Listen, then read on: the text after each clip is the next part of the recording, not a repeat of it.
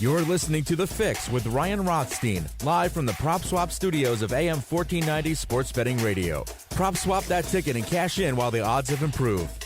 Once again, here's Ryan.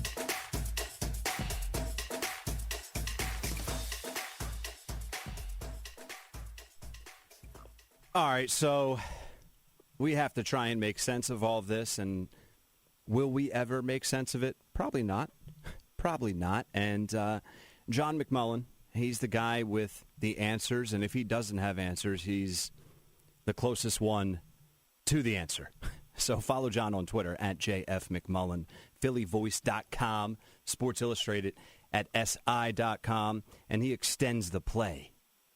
Extending the play every Saturday right here on AM 1490 from 10 a.m. to 11 a.m. John, I led off the show tonight, and I don't know if I touched on this last night with you, but I said the most frustrating part of this is last night was typical Eagles, and typical in the sense of no consistency. 23-17, late garbage touchdown, looks much closer on paper than it really was. But no progress. Carson did just enough to not bench him, and here we are once again. We've learned nothing. We have no better feel for the team as we head into Week 13. No, I think that's very fair to say, and you could argue he did plenty to bench him. I mean, the start of that game was just terrible. They didn't have a first down until a little under 5 minutes left in the first half. They were 0 for 5 on their first 5 third downs. If you go back to Jalen Hurts' first play in the game, which I think was the first play in the second quarter, it was a 6-yard pass to Alshon Jeffrey. Okay, you yawn.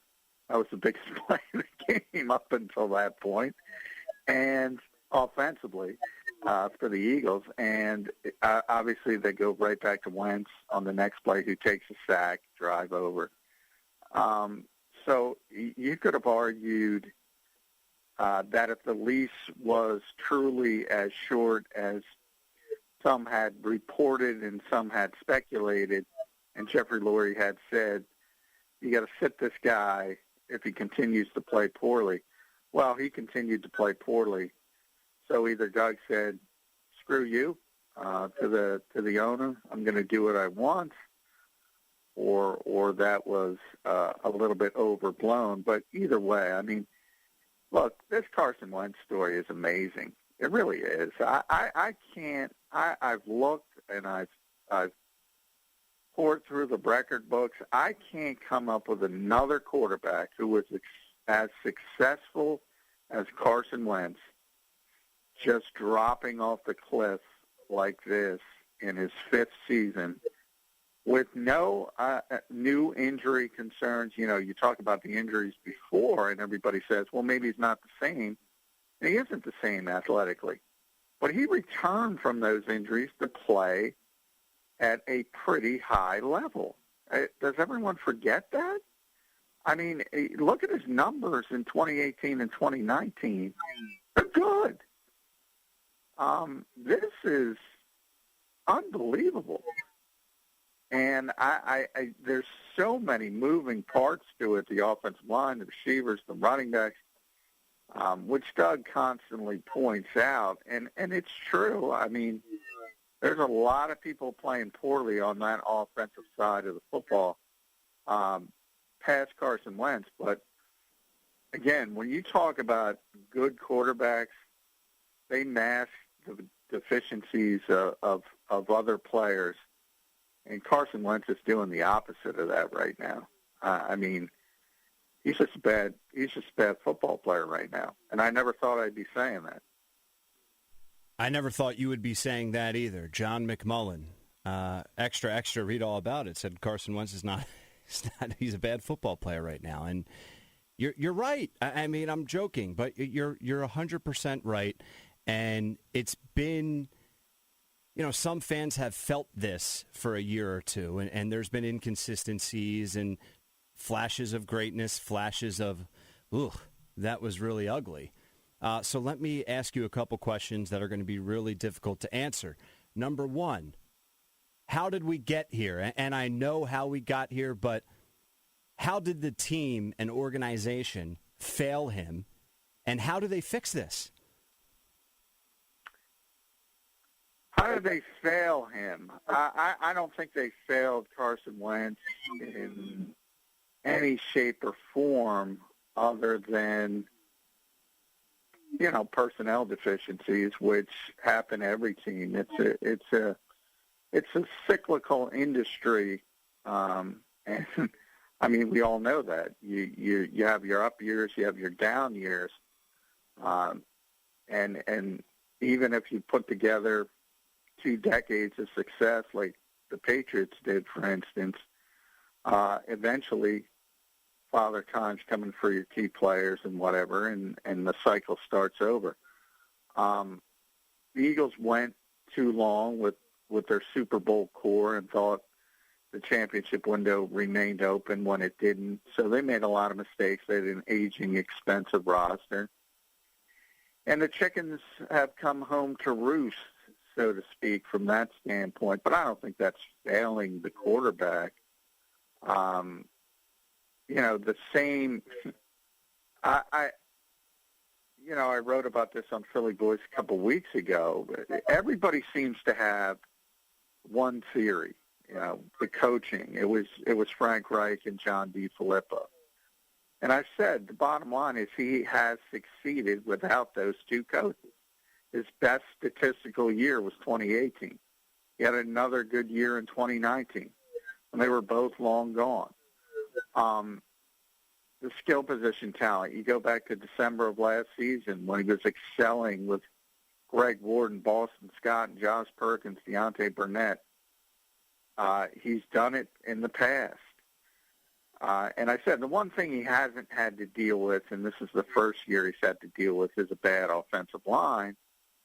And that's fair to point out. However, Russell Wilson is a true star quarterback, and early in his career, I mean, he won a Super Bowl with a bad offensive line, and he went to another one with a bad offensive line. And that's what I mean. Aaron Rodgers, for years, has had bad receivers outside Devontae Adams now. He manages. I mean, again, he's not in that category. Nor was he ever in that category. I think, people that tried to put him with the elite quarterbacks were fooling themselves, kidding themselves. But, again, I think most people said, okay, this guy's right there. He's probably a top 10 quarterback. And I said it before, on a good season, he might get up to 7 or 8. On a bad season, he might fall to 12 or 13. Take out the backup quarterbacks. You can argue that have been forced to play. You can argue this has been the worst starting quarterback in the NFL, Carson Wentz. I never thought I would say that. No, I don't think any of us would ever think that it would get this bad. We're talking with John McMullen, NFL Eagles insider. Follow him on Twitter at JFMcMullen, PhillyVoice.com, Sports Illustrated at SI.com, and host of Extending the Play every Saturday, 10 a.m. to 11 a.m. And when I asked you, John, how did the organization fail him, I don't think the organization failed him, but I'm just trying to figure this out. Like, okay, I'm sure it was tough, but too bad. It's the pros. Tough being you watch someone else lead your team that you led all year and put them in that position to the Super Bowl and win it. Now you fast forward, they drafted a quarterback this year, a lot of injuries, both sustained by himself and important players around him. So he's been through a lot, and he hears the noise, whether they want to admit it or not. So I'm just trying to think, like, okay, how has this been a tough road for him in recent years, and what could they have done differently? I don't think they needed to do anything differently, though. He's a big boy. No, and Doug kind of said that today when I asked him about, exchanging and changing quarterbacks in game and how that affects the flow, and because Doug played that position a long time, and I know what Doug believes behind the scenes. He doesn't want to play two quarterbacks. Nobody wants to play two quarterbacks. That's laboratory stuff. That's off-season stuff. To be honest, that's idiot stuff. That's stuff that Jeffrey Lurie comes up with. Two quarterback offense. That's stuff Howie Roseman comes up with because he's not a football guy. Nobody wants two quarterbacks. The old cliche, if you have two quarterbacks, you don't have any quarterbacks. And that's true, and you're seeing it again. And I wrote about that on Sports Illustrated today. You could bench Carson Wentz. Nobody can argue at this point that that guy doesn't deserve to be benched. You can also say Jalen Hurts is not ready and say, Carson's going to be here next year anyway, so we're going to stick with him and fight through this. Either or is fine. I think you can make an argument for either. The only thing you can't make an argument for is both. That's stupid.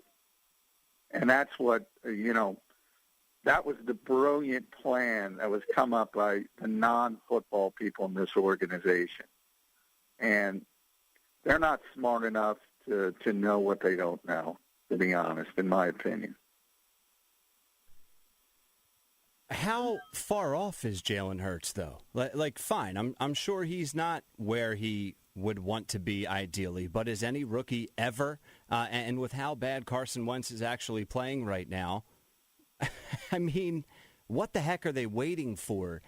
It's getting to the point, John, like, what the hell are you doing if you're Howie, if you're Doug? Because you selected this kid, and we've talked about this before, with the 53rd overall pick. If not now, then when? It's like they only did this as an insurance policy for injury. But what about poor play? This is almost worse than an injury. So what are they doing? They just look like idiots in my mind at this point, John.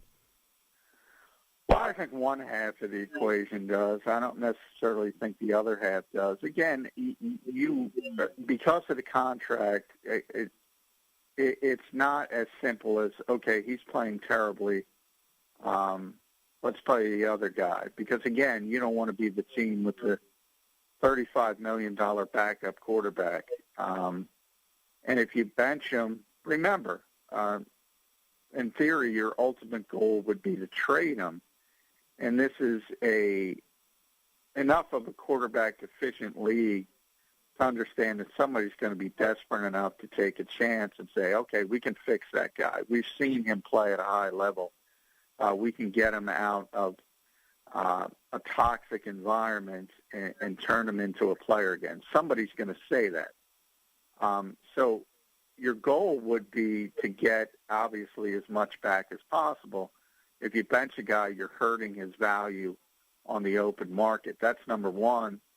And the second part is, yeah, I mean, you had the no off season, the virtual off season. It was difficult for all rookie quarterbacks, but you see, Joe Burrow, who's obviously the first overall pick before he got hurt, playing well, Justin Herbert playing well. Now those are a different level. But the point is, they weren't ready to play either, and sometimes you just got to throw a guy in the pool. And, yeah, the offense is going to be scaled back. He's not going to be able to do as many things, but so what? He can't accomplish anything with doing those things right now. So, again, I would have no problem if they said this guy, Carson Wentz, is playing so poorly, we had to sit him down and play Jalen Hurts. Or I would have no problem if they say, you know what, the reality, because of the contract situation, we can't trade him, so he's going to be our quarterback in 2021. So we want to stick by him. I could understand that part of it as well. The only part I can't agree with is this stupid back and forth.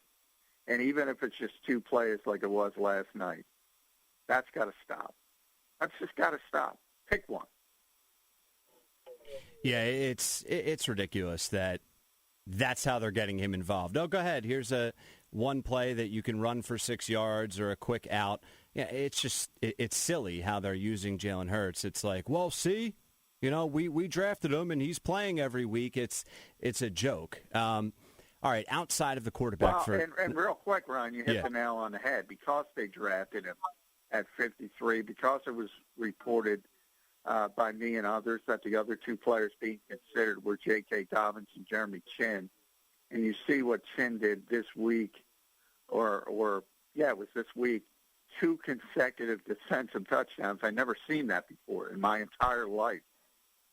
He could be the defensive rookie of the year. And Dobbins obviously would be an impactful part of this rotation that no longer exists in the backfield behind Miles Sanders. They would both be key contributors on this team, and those were the 2 players the Eagles were considering, along with Jalen Hurts. And they picked a kid who has not only affected probably the starting quarterback from a mental standpoint. He doesn't play. It was a dumb pick. I said it that night. I said it the day after. I wrote about it. It remains true to this day. It was a dumb pick. And that's not an insult on player. That's an insult on the general manager. Yeah, sure. That's not. Yeah, you're not insulting Jalen Hurts. That's just the reality of the stupidity of that decision to go in that direction, given the landscape of the roster at that time, and especially now. You say, man, what if they went a different direction? How much would that help this team at this point in time? John, switching gears now away from Carson, and you can probably guess who I'm going to.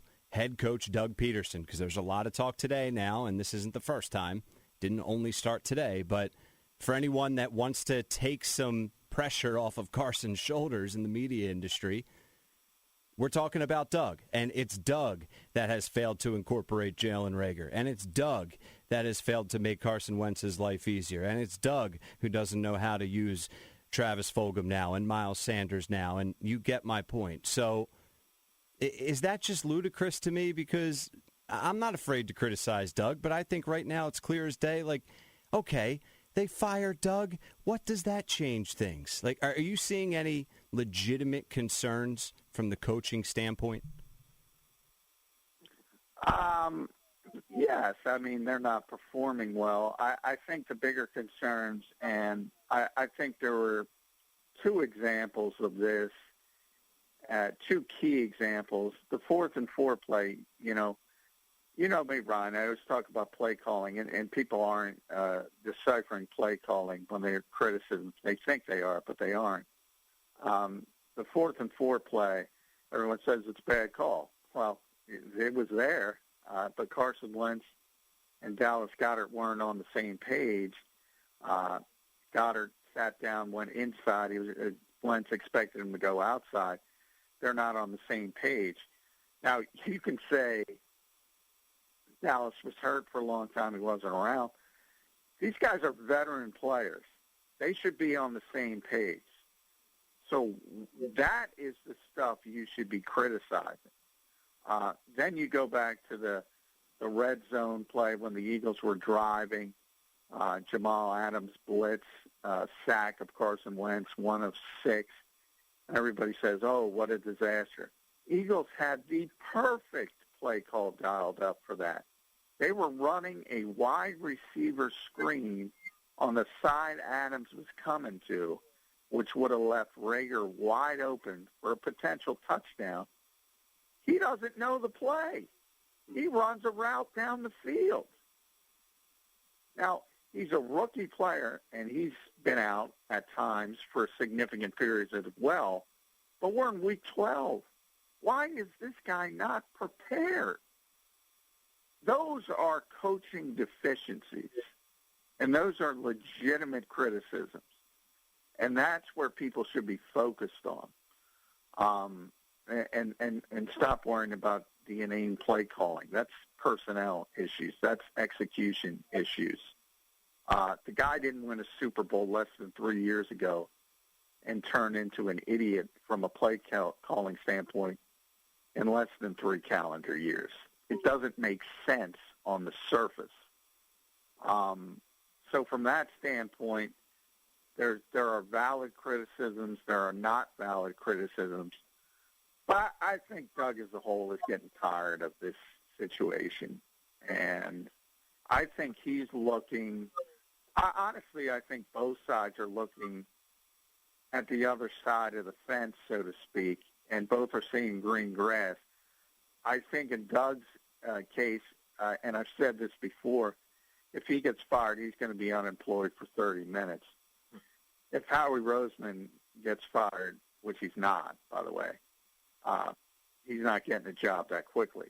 Might get another job because he's got the Super Bowl on the resume, but it's going to take a little bit of convincing. But, you know, from Jeffrey Lurie's standpoint, it seems pretty clear that he didn't learn a damn thing from Chip Kelly. He did not learn a thing.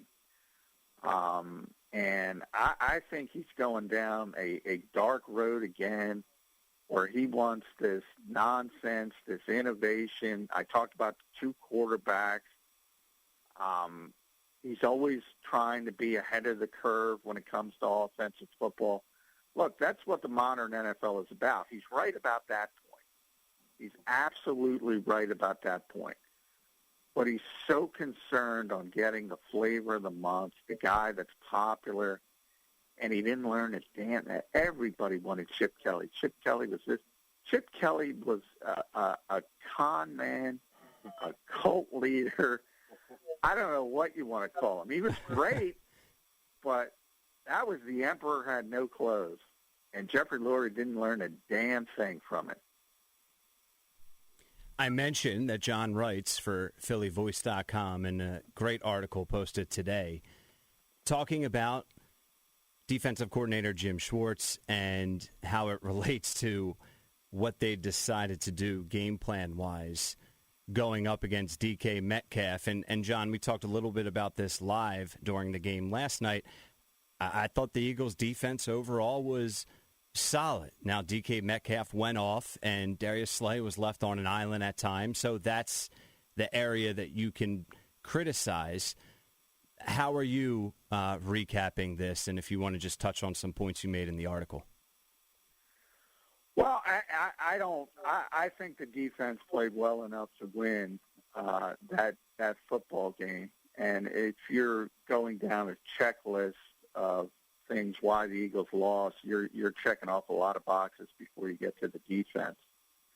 And DK was pretty much the only player that hurt the Eagles consistently. And you know, it was interesting because, look, he's got a chip on his shoulder about the Eagles to begin with because they passed him over in the draft. He's sort of like the fan base here.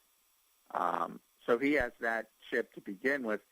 And then Jim has a ton of respect for him, and he went up to him pregame, and he was saying, he complimented him. He said, basically, you're the closest thing to Calvin Johnson since Calvin Johnson, which is pretty good, by the way. But obviously Jim had Calvin in Detroit. And, you know, I don't know DK that well, but there are a lot of young players who don't, you know, they don't care about the history of the game. They don't understand the history of the game. And maybe he didn't understand what kind of compliment that was because he took that as a slight. And anybody who's in the conversation with an all-time great should be thrilled. So he used that as motivation. And I thought it was interesting because, you know, Jim Schwartz has been around for a long time, and he often uses, you know, a lot of lessons he's learned over the years. And I think he's always says you continue to learn. I think he learned a new one.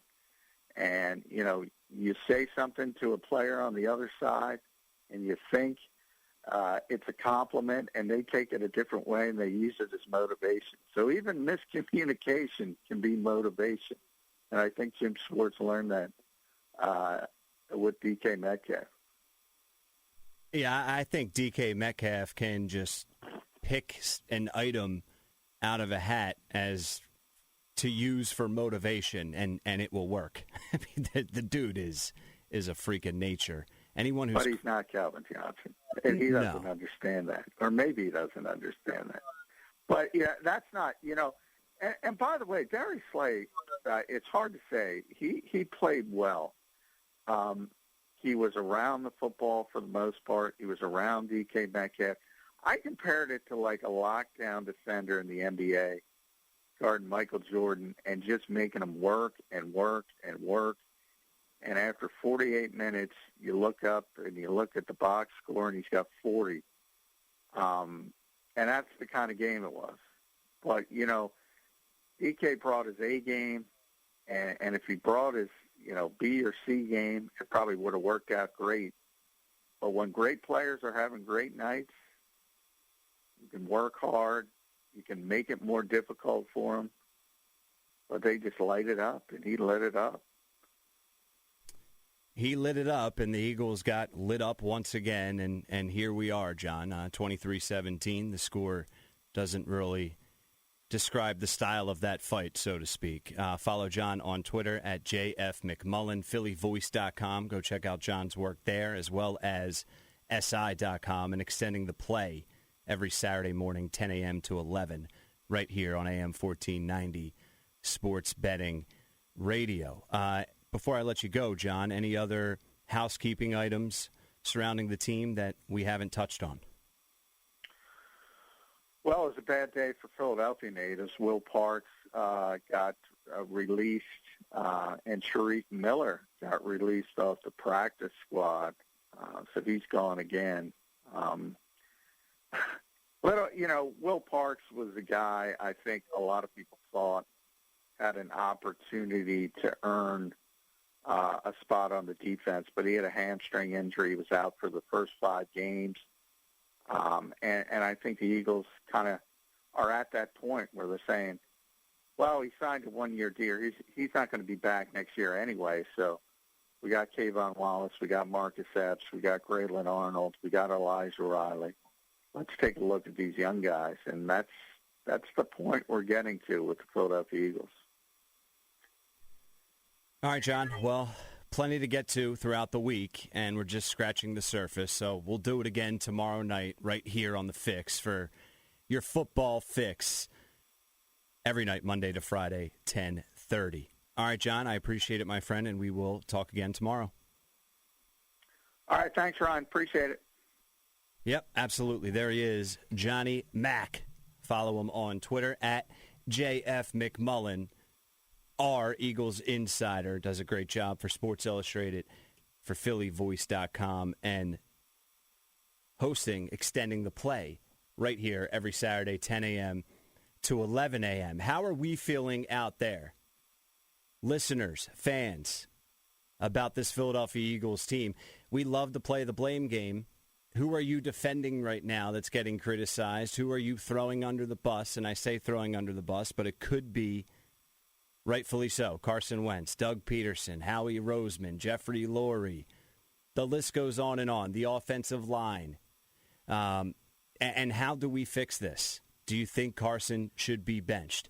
What should the Eagles do at the quarterback situation in the offseason? There's so many questions, and none of us have the answers. But the scariest thing and the reality of it is the organization doesn't have the answers either. And they're in a hole, they're in a ditch, and they don't have a shovel to dig their way out of it. So it's a mess. It is a mess. Phone lines are open, 609-601-3290.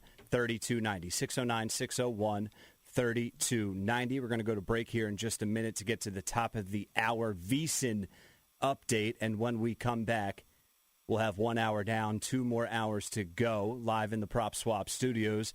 I want to do a quick recap from NFL Week 12 against the spread. Still have to get into early lines, spreads, totals, value bets for NFL Week 13. Talk about the Steelers and Ravens game. Finally, hopefully, I don't know. No one knows.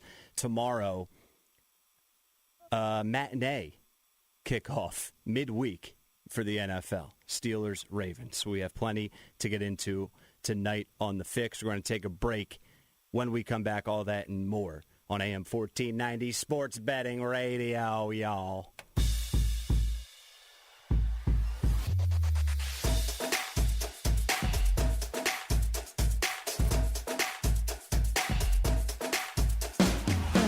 You're hearing AM 1490 Sports Betting Radio. Listen online at 1490sportsbettingradio.com.